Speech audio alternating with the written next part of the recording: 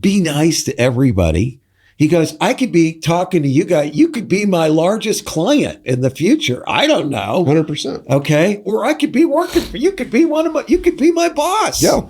You might buy my business someday or what? Because Agreed. you just don't know. Agreed.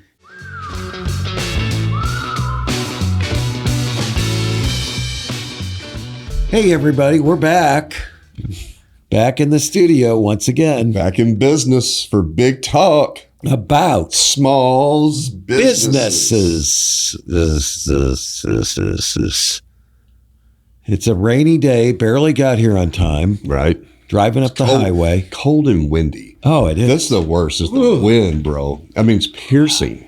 Wait till you're my age. I'm cold all the time. Are you? I am. It's ridiculous. Sonia wants to keep the temperature like 64 in our room. But for you, like does it hurt your bones? Dude, I am sitting there with my long sleeve underwear on, my flannel jammies, and if I really want to be dramatic, I stick a stocking cap on too. Wow. Just to make my point of like, I am freezing over here.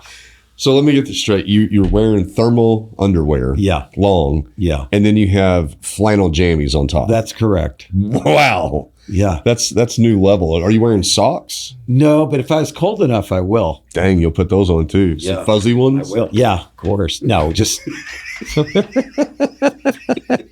this is what all our listeners want to hear. Absolutely. Okay. No, I mean, I think part of the wisdom here is about becoming of age. Yeah. And my dad, the older he got, he would be like, first he started buttoning the top button on his shirts. Uh-huh. Then he started wearing a sweater all the time. Yeah. Then he'd be wearing like his freaking winter coat in the house. Oh, really? Yeah. And it'd be like you go in their house, you can't even stand to be in there. It's so damn hot. Yeah. You know how old people are. It's like, I got to go outside to get some oxygen. My Right. God. Yeah. So freaking hot in here. But that's what happens to you, Eric, when you get old. I mean, I'm 67, Dude, that's pretty awesome of you, man. I mean, you rocked it out like a 30-year-old. 12 and a half more years, I'll be 80 if I live that long. Think Dude, about that. I love it. Can we hang out when you're 80? If I'm still alive, I want to hang out with you. Sweet, man. Okay. That's awesome. So, hey, what are we talking about today? Keeping your priorities straight. That's right, man. Keeping your priorities straight, which is I would honestly say it's probably the fundamental challenge of entrepreneurship. Man, in all it honesty, is. right? It really is. It's overwhelming. We have so much coming at us and so much to do. I know. Isn't it the truth? Dude, I struggle every weekend, like just trying to prioritize, trying to decide what's the next thing I got to do. And it's, I mean, that's where, I mean, I'm with you. It's painful. It is a daily thing. It really is. And you could rationalize why you do anything that you do. I know. Was that not the truth? I'm getting something done. I should do that. Yeah, of course. And then you get done with your day, and a lot of times I'm like, what did I even do? Yes. I don't feel like I even, scooped one shovel full of this dirt out of my life today. It is the truth. I feel like I got nothing really accomplished. I made no headway. But then the weird thing is that you turn around and it comes to me sporadically once a week or once every 2 weeks or a month, sometimes once a quarter.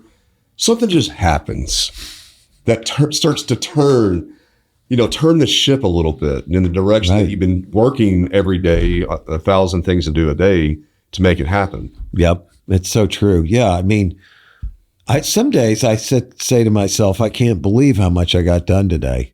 I am like the most productive human alive. Then other days I'm like you said, it's like, what did I get done today?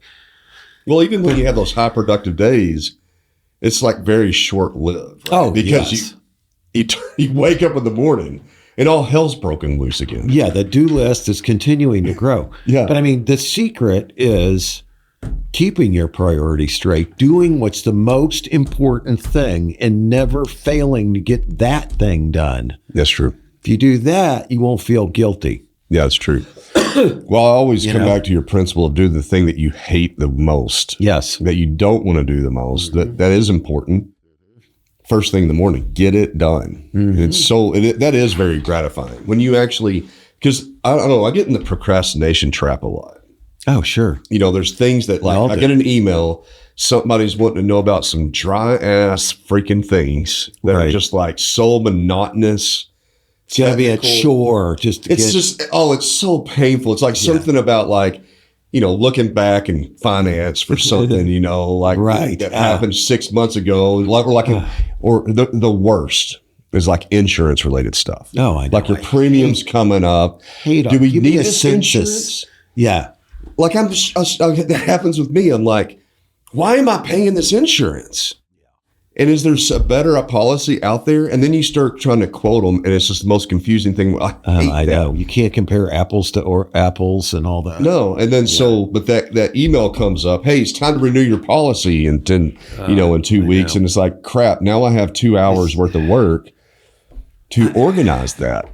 I'm dealing with trying to close out the 2024 year and the tax return for the accountants at Janus. And I, honest to God, this weekend got a 25 question. Well, it was first A through H questions I had to answer, and then 25 questions after that, all on 24.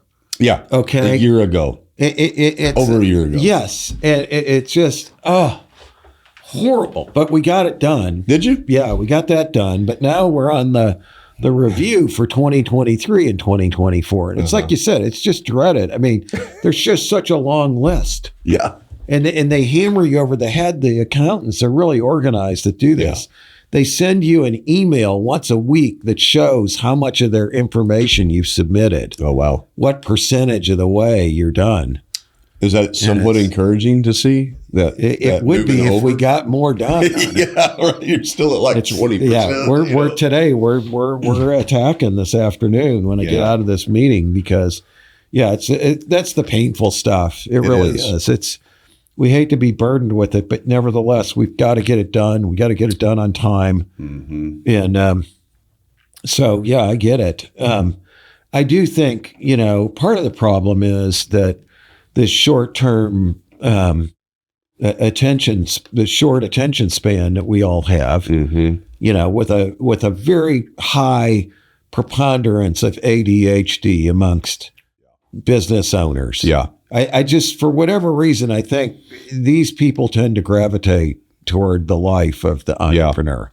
Probably because, I've kind of, I don't know if I have a classification or not. I mean, people will say that I have ADHD, but I don't really. Yeah. I've never spent the time to study what that means exactly. But anyway, I think in some regards, like the folks that are probably like this mentality don't really have any concern or the foresight to think and contemplate about becoming overwhelmed. Yes. Or having too much on their plate. They just overcommit then. Yeah, totally. I can do anything. Yeah, there's no regulator on there. No, there's no governor. Yeah, right. No governor. Because that's my thing, right? Like, I mean, hey, man, let's do this. I see the opportunity. Let's go. Why are we all standing around waiting? Like, I don't think anything about the consequences ahead. I'm with you. Yeah. I do the exact same thing. And then but you do have to weed that out every so often. Oh, yeah. Low productivity or low value activities, or you'll just never get anything done. No, that's true. That's true. And I think I'm going through like a little process that right now, actually, of, and I do believe like there's also some casualty that's going to happen regardless. Yeah. Like everything's chaotic. Sure. Right. It's overwhelming. There's too much to do. Yep. Some things they're just gonna have to die. They have to. Right? I know. Yeah. Or they just don't get done, and it's just gonna plague.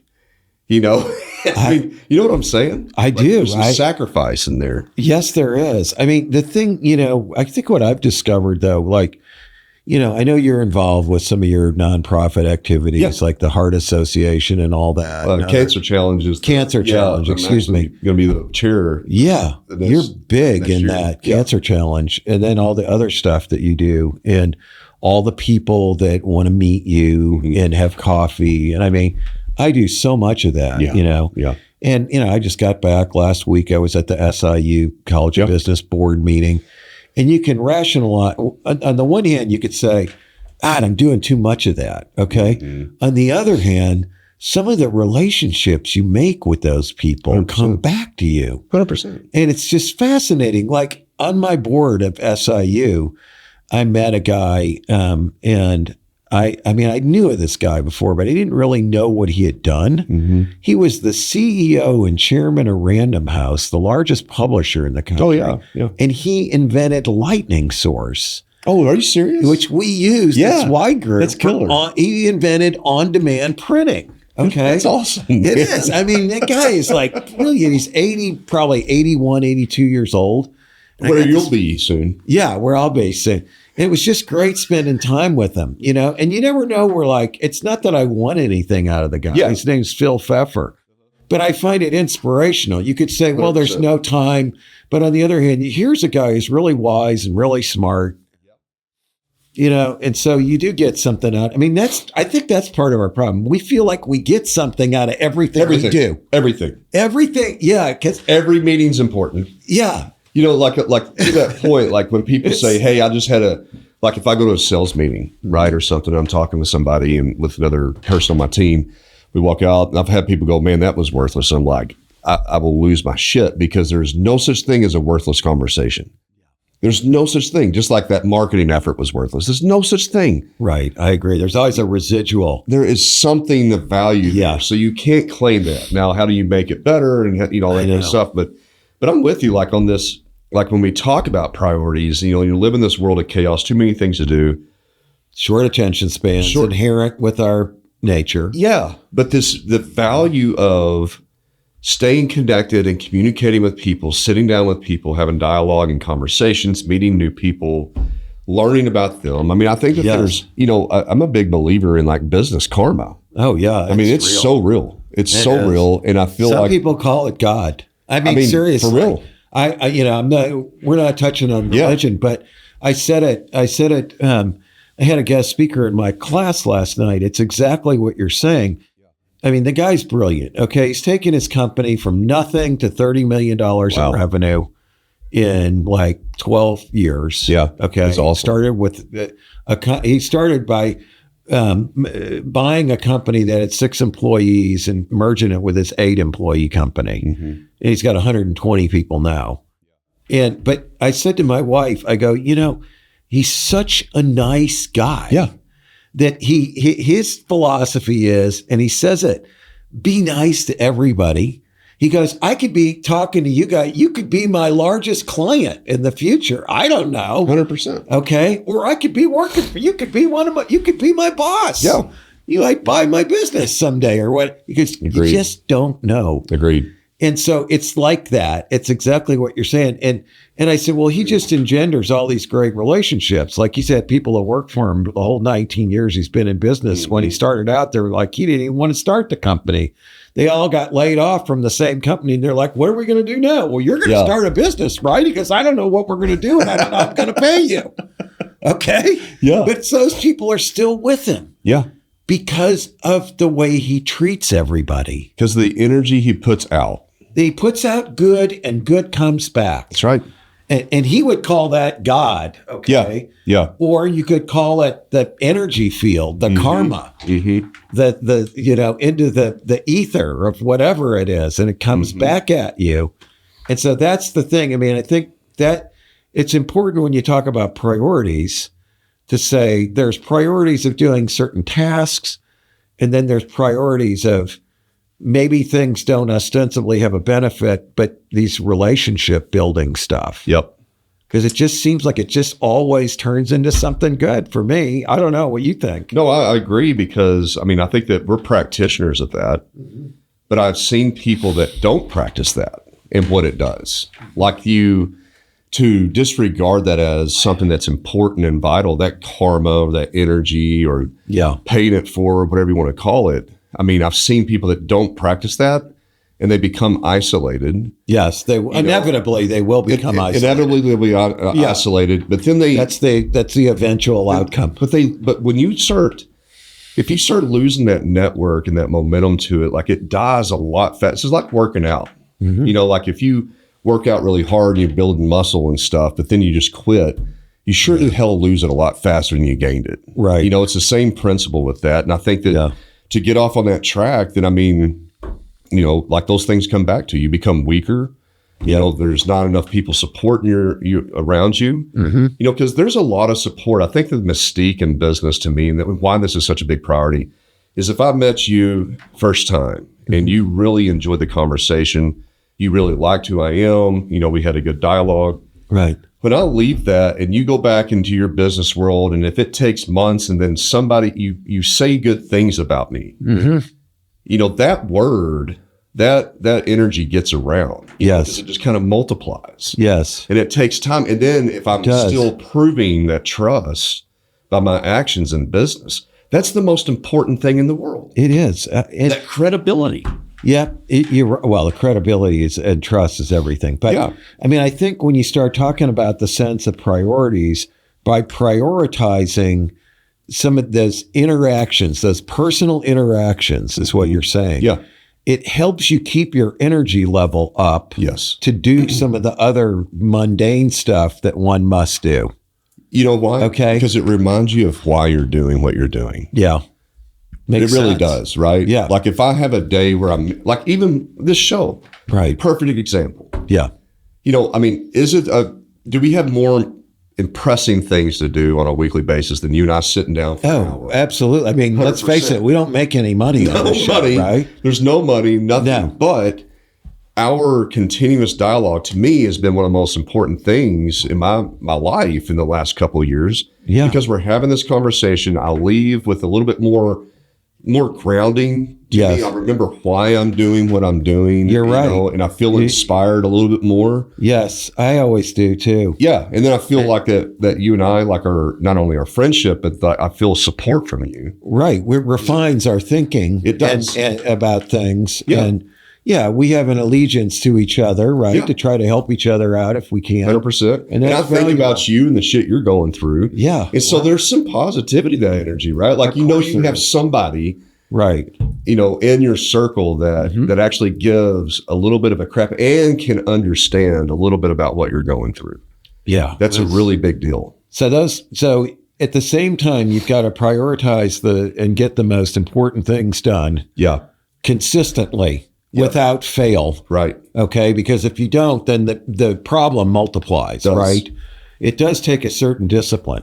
At the same time, you've also got to make time somehow, because it helps you get this other stuff done for these interactive, human interaction type relationship building. And it's true. I would say something on top of that, like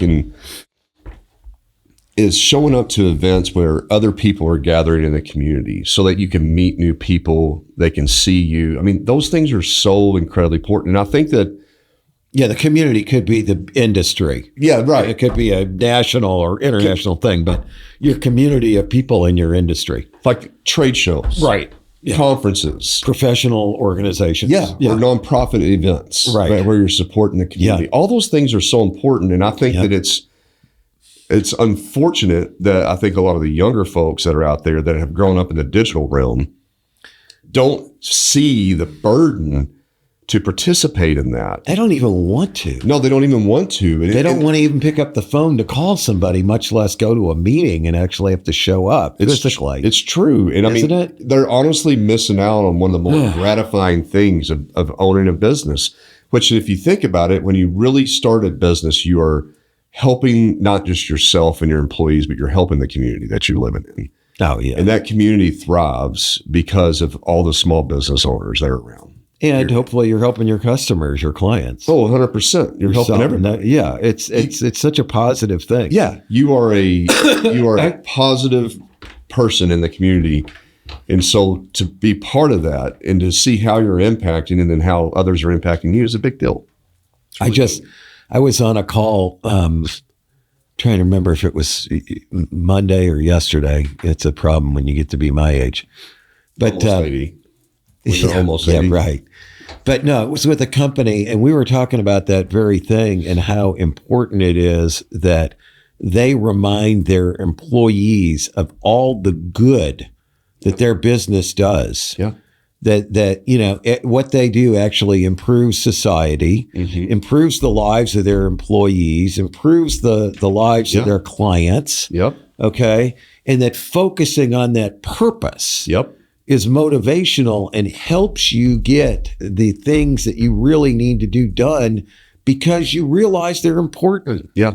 They're worthwhile. They really are. To do, Because if you don't remind yourself of that, then you will be bogged down into tasks that will seem never ending and pulling you in all directions. And you'll go, why the hell am I doing this? This is nothing but pain. Right. I mean, dude, I love this conversation, Mark, because I really honestly, especially as I gotten older, partially because I'm not ignorant anymore, or I'm not as naive as I was when I was younger. When I was younger and I started a business, I had no idea, like we were talking about earlier, like, I have an idea. I don't have any foresight as to the hell that I'm bringing upon myself. No, none of us did. Yeah, right? Exactly. Yeah. But now that I've been through it, I do know the hell. Right. Right. And so I think that there's a lot more consciousness on my side of going, okay, I am overwhelmed. There's too many things to do. Nothing's seemingly getting accomplished. Oh, and by the way, I know this isn't going to end, And so I have to spend a lot more time, like really intentionally remembering why. Yes, the why. I'm doing things. Sure. But to me, that's extremely empowering because when I do like I did it this morning. And it was a fantastic breakthrough. So you said I'm acting a little differently today when you sat down. Part of it is, I would say, because I feel a lot more. You're in a good mood today. I'm in a good mood because this morning I thought about not only why I'm doing it, but I had some gratitude about what I was doing, and I was just enjoying the people that I get to be around all the time. Exactly, I'm with you 100%. I mean, that board meeting I just came back from, that was just a fantastic meeting. Yeah, everything about it, from the drive there. Yeah. 2-lane, I took all the way instead of the interstate, kept my top down. Oh, nice. The weather was perfect. I could listen to my playlist and not have to focus on doing anything. Yeah, not checking emails, texts. It was fantastic. And then I get there and I met so many interesting people who are successful. I got so many different ideas and so much inspiration from all that. Yeah. Ostensibly, all it is, hey, it costs me money. I got to pay out $2,500 a year just to belong to the board. You know what I mean? That's like the dude. And then, of course, you're getting hit up for money throughout the year. Sure. For one thing or another. I mean, you know how that works. But the interactions with the people, it was just so energizing. I came back from that feeling great. Yeah. I mean, I met with students. I met with some great students. I made relationship with the kid who's in charge of the entrepreneurship club. Oh, cool. I sent him my book. Now he's making all the members of his club read it. It's great, man. It's just all these good stuff. Now, at the meantime, I got that long list of shit that I got to do for those accountants. Right. Okay. Right. I'm going to get it done. We're going to work on it today. We're going to power through that. Mm-hmm. We had 2 meetings, Monday and Tuesday, to power through the first segment of what we had to do for our other accountants. Yeah. So I'm going to get what's important done too. Right.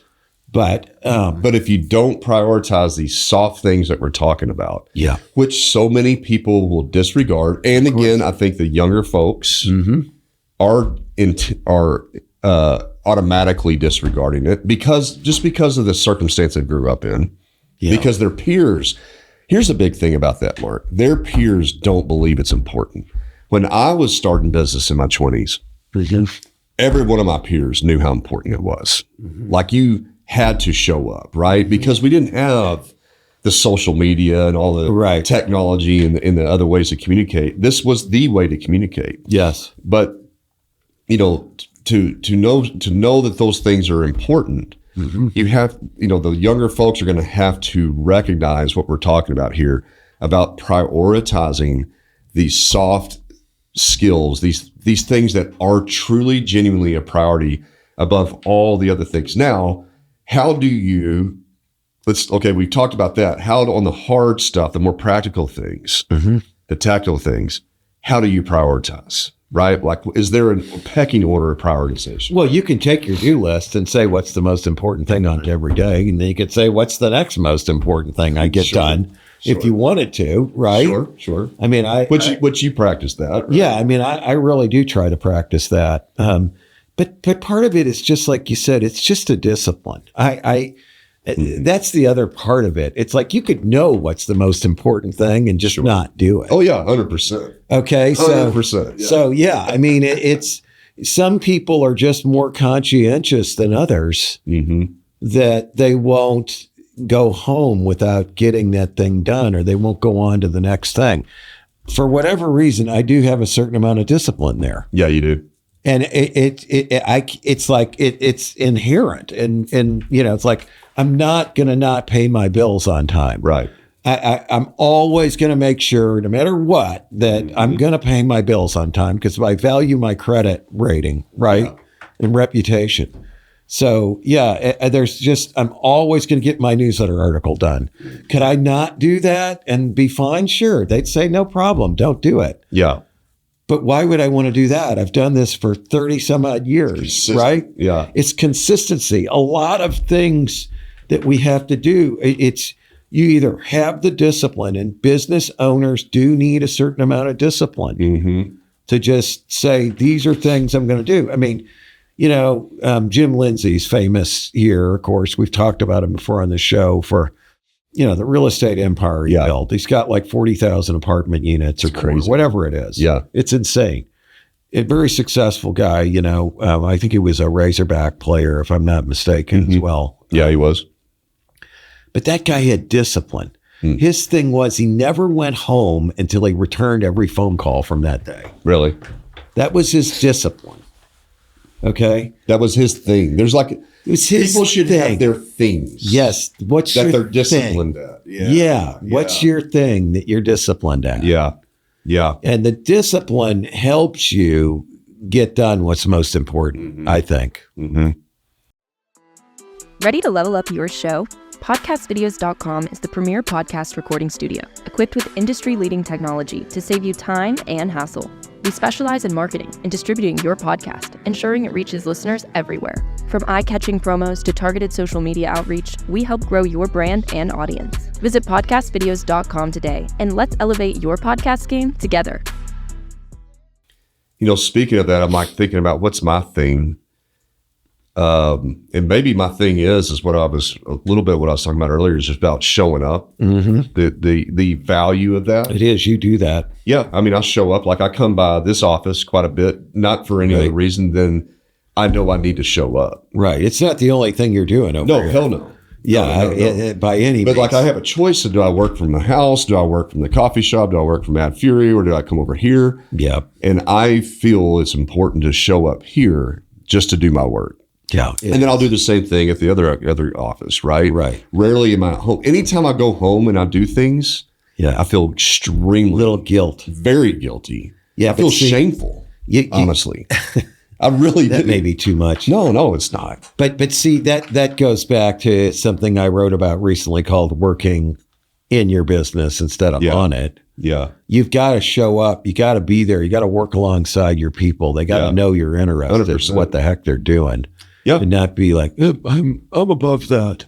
Yeah. I don't have to do that anymore. Well, because I think it's the mentality is it's not because it's important to me. It's important to the company, right? Right. And I think that when you knock your to-do list, like when you're doing like your checks on your newsletter, the other things you were talking about, it's not really that's so important to you. I'm sure that there is, right? There's a level of that, but you know how important that is for the company, right? When you get the bills paid on time, right? Like it's not just affecting you. Yeah. When you pay your bills on time and pay your contractors or whatever, the entire entity and every employee associated with that company is represented by that action. Yes, they are. Right. And same thing with the newsletter. Like this wide group has received tremendous fruit from the fact that you have consistently every week for the last 30 years wrote in the newsletter. Their audience depends on reading that. Right. And so I don't want to let people down. Exactly. You really don't. Yeah. No. I think that's That's important. I would say, like, in that conversation about the tactical stuff, one thing that is in my mind, and I would say it actually changes, like, over the course of the time in the business. There are some high-level umbrella or categories. Buckets. Sure. There's times we have to do work on the business itself. No question about it. No, for sure. But I'm thinking like there was a time in podcast videos where, to me, the important thing that was deciding my priority was kind of in this category of pricing.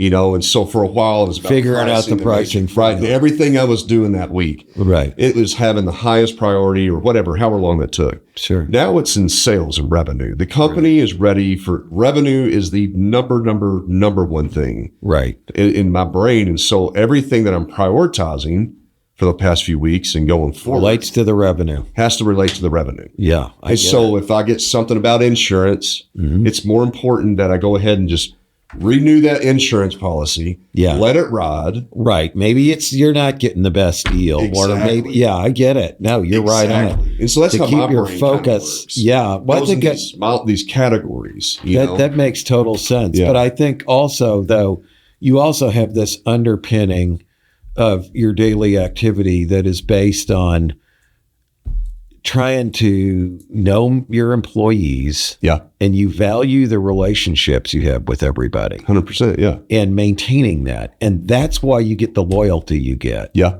Okay. Yeah, that's fair. As much as anything else, that makes all the difference in the world. Dude, 100%. You show up, you show an interest in your people, you talk to your people, you work alongside your people. That has allowed you to build these companies. Yep. Okay. And then they take on a life of their own. And it's not every single thing that you do or figure out every day. There's nothing more empowering than to see a group of folks to see something be born. And it's just moving. It has this. Get it started. It's just going. That's the culture. Yes, right? it is. That is the culture. So incredibly rewarding to see, to be part of that. But see, if you didn't prioritize maintaining relationships with people. Yeah, that's fair. Which has no specific return associated with it directly, right? You wouldn't be able to do that. You would not be able to build these companies. You'd be plagued with turnover, morale issues, and a million other problems. All kinds of problems. Yeah. So that's like one of the underpinnings. That's your discipline. So not only do you need to know what the highest priority is, you also have to have these sort of things that you're very disciplined about, whatever those may be for you. Yeah. Right. And then there's that other thing that you're focusing on. Mm-hmm. So that category, right? Yeah, that category that you were just talking about. Yeah. Like, I've got to do, now it's revenue, before it was pricing. And after I get that solved, then it's going to be whatever it is. Yeah. Okay. Mm-hmm. And so that's yet another layer over this whole thing. What is your overarch, I always tell my students, and, survival is the number one thing for any business. That's true. You'll never be able to achieve any of your goals if you can't survive in the first place. That's right. So, what I'm dealing with one of these companies, it's all about bring capital in. Yeah. I can't even control it with sales at this point. Yeah. Because when you sell something, you don't get paid enough of it to make that big of a difference. Right. If that makes sense. Sure. It's just bring in the capital so I can survive, so I can figure out the marketing problem, so I can figure out the production problem. Yeah, you're buying the time to fix the other things. That's my overarching thought process in that case. That's an interesting statement about the time part, because I think that in the conversation of priorities, like, you have to understand the timeline a little bit, right? Mm-hmm. And it kind of comes back to the categorization, the buckets I was talking about. That's part of this timeline. Mm-hmm. There's this, I can see it intangibly, right, in my brain, this vision of timeline.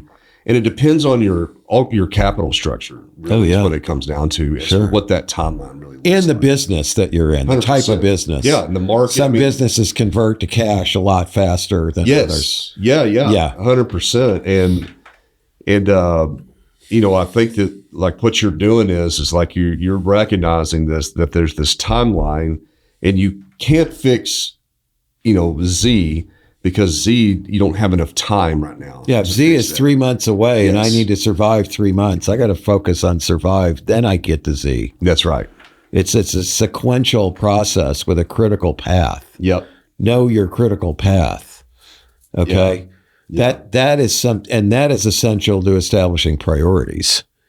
I think the that's critical path of think whatever you're trying to do. I think that's it, man, because I'll be honest with you, like just as when we were first talking this conversation from the beginning, the show, there are too many things to get done. I have too many emails I can't get through. I mean, it's just, I'm sure you do. it's ridiculous, Yes. and yes, I believe you. and so I feel a little guilty by what I don't attend to, because I hear the sundown mentality, or like you're talking about Jim Lindsay, call everybody back, but these emails, right? And I'm just like, they're sitting in my inbox. Mm-hmm.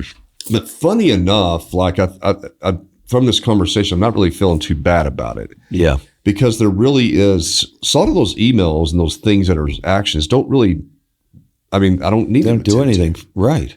that's Probably 95% of what your emails are is crap. yeah, Not it's necessary. crap, or it's just not really that important. People get upset because you don't respond to them. Listen, I don't necessarily owe an explanation, but in my brain, I'm actually, when I get those things, there's something that I like this discussion, because it's happening instantly, right? When I'm getting these emails, or we're getting them, or looking at our inbox, and I check an email and I'm just like, there are times like I don't want to deal with that. There's that that passive side of my life, but there's a lot. Sure. Most of the times when I'm thinking about this, it's like, that's not worth my time right now. Yeah, I get it. But I'm not sitting there going, is this worth my time? Is it 1A, 1C, all that crap. Right. It's a very fast thing, because in my brain, I have this timeline. And what's the urgent thing? Is it sales revenue? If it's sales, because here's the thing. If I see something from a client, boom, baby. boom, I'm with you. all over it, baby. Yeah. Or a presentation, or the sales team needs collateral, or our pricing structure is a little unclear, or our terms on our presentation are wrong. But if it's somebody trying to get some firm trying to promote somebody to be a guest on this show, that might get That gets highest. that might get pushed aside. Okay. It could. Because they're constantly hawking those people. But I know exactly what you're saying. That's interesting. That's a place. The email classification is a super critical place that you know what your priorities are. Yeah, that's fair. And you can actually look at that and kind of make some adjustments to that if you need to. Yeah. I delete everything. I do look at all of it, and I constantly clear it out. My wife's inbox has like 50,000 emails in it. See, mine don't. I have maybe 50 in there right now. Yeah, that are you're grayed good. out that I've looked at. I look at every email. But they take an action that to follow up on. And funny enough, whenever I do spend that once every quarter, I go in and I'll clean them all out. Yeah. It takes usually about an hour and a half at that time, because I'll start from the bottom. I'm like, that was taken care of. That was taken care of. I don't need, I just, all of a sudden I go up to the top and I'm like, I just cleared out my inbox and there's been 60 in there sitting in there that weren't worth anything. Yep. Isn't that interesting? Exactly. It is. So that is part of it. We are all just constantly bombarded with stuff. Yeah. What's really important? What's not important?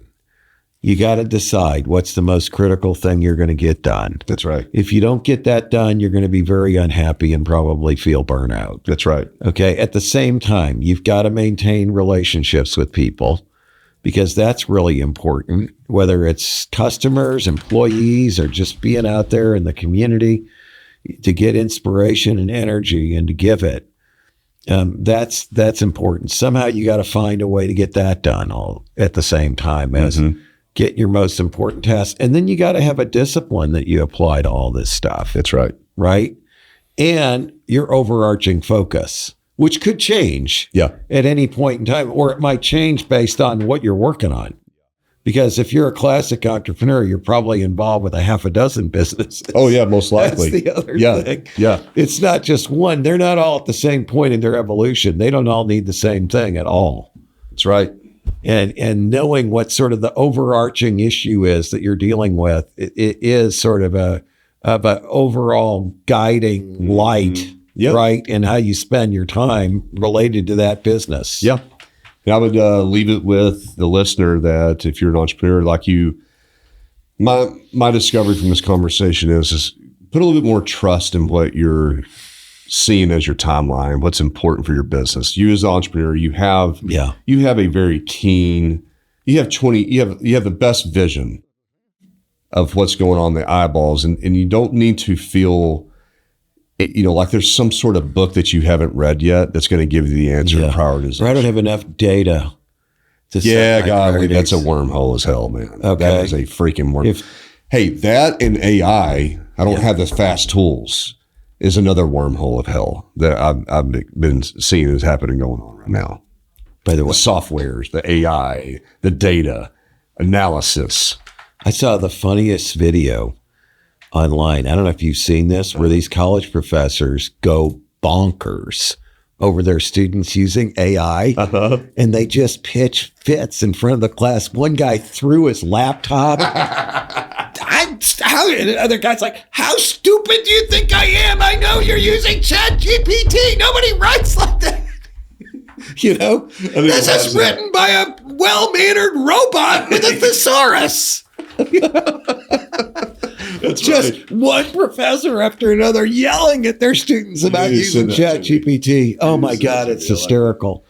All right, man. Well, Yeah. we have a really cool show coming up here soon with a guest that's a fan of ours, and Oh wow, looking forward to watching that, man. I'm looking forward to it myself. So, All right, buddy. all right. Well, hey, it's been another episode of Big Talk about Small Business.